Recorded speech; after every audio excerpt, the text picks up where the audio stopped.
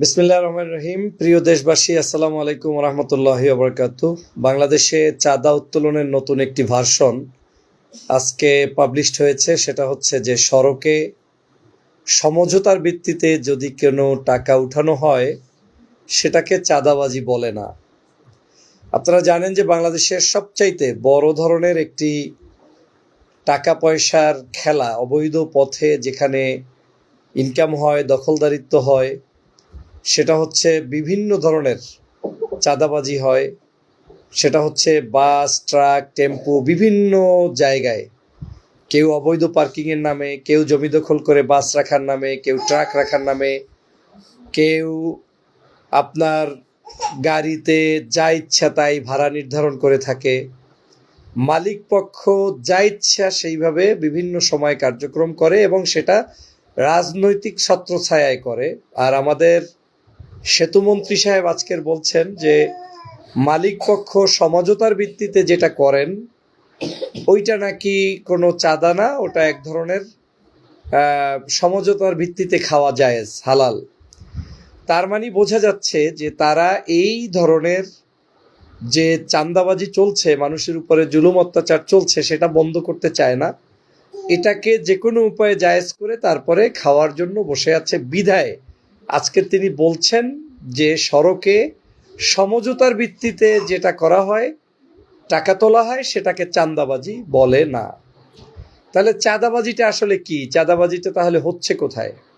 এই যে আমরা শুনি টেম্পু স্ট্যান্ডে চাঁদাবাজি, আমরা টেম্পু স্ট্যান্ড দখল, এমনকি ইজি বাইক পর্যন্ত, আপনার যে সড়কে যে ছোট ছোট এখন গ্রামগঞ্জে যে মোটর চালিত গাড়িগুলো চলে সেগুলোতে পর্যন্ত 20 টাকা যে নেয়, 30 টাকা নেয়, পার্কিংয়ের নামে টাকা নেয়।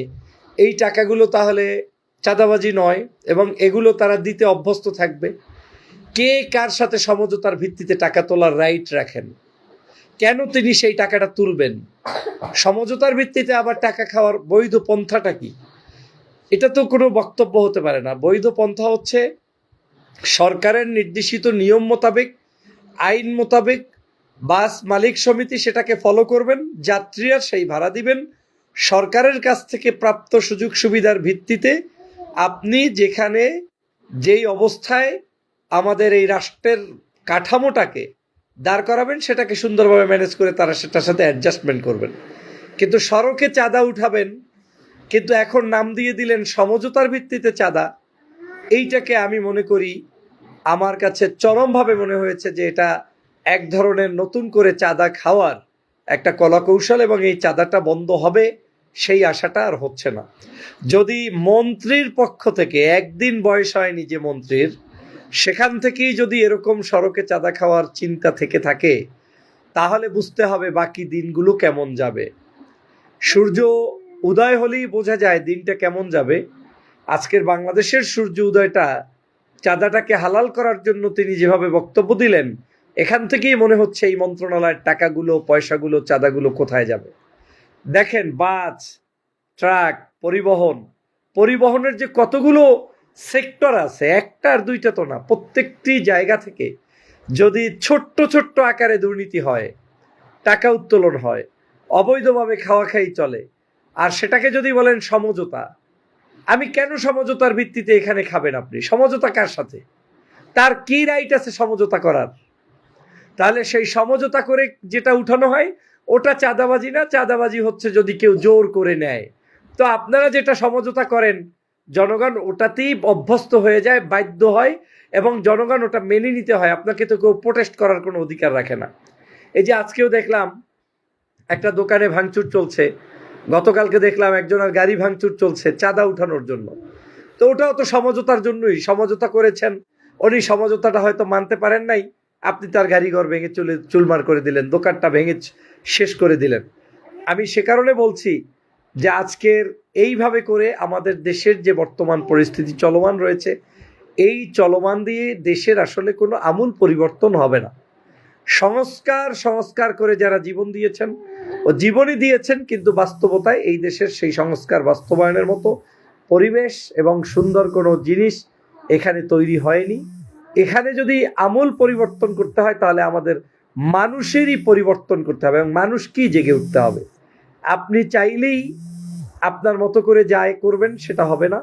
আপনাদেরকে জনগণদের জন্য, জনবান্ধব কাজের জন্য সবাইকে এগিয়ে আসতে হবে। দুর্নীতি শুধুমাত্র মুখে মুখে বন্ধ করলে হবে না, দুর্নীতির সংজ্ঞা আগে নিজেদেরকে জেনে কোন কোন সেক্টরে দুর্নীতি হয় সেটাকে বন্ধ করতে হবে।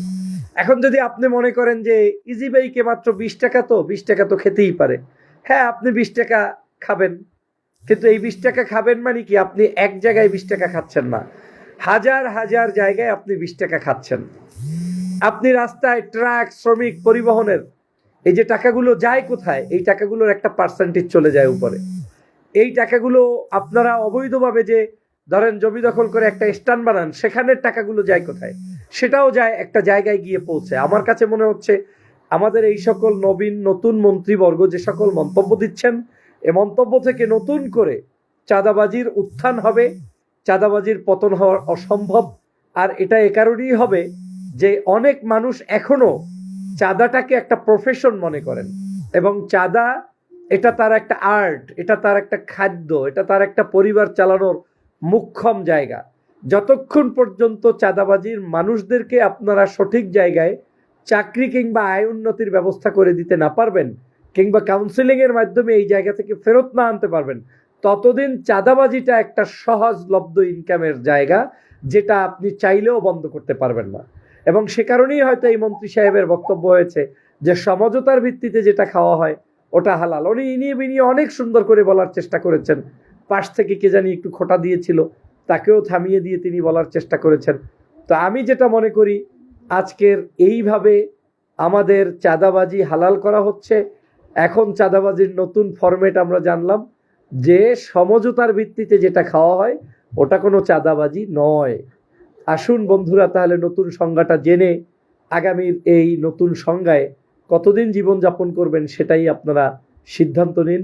জনগণকে আল্লাহ রহম করুক, আমাদের দেশবাসীকে রহম করুক, এবং আমাদের এই দেশকে রক্ষা করুক। আমিন। আসসালামু আলাইকুম ওয়া রাহমাতুল্লাহ।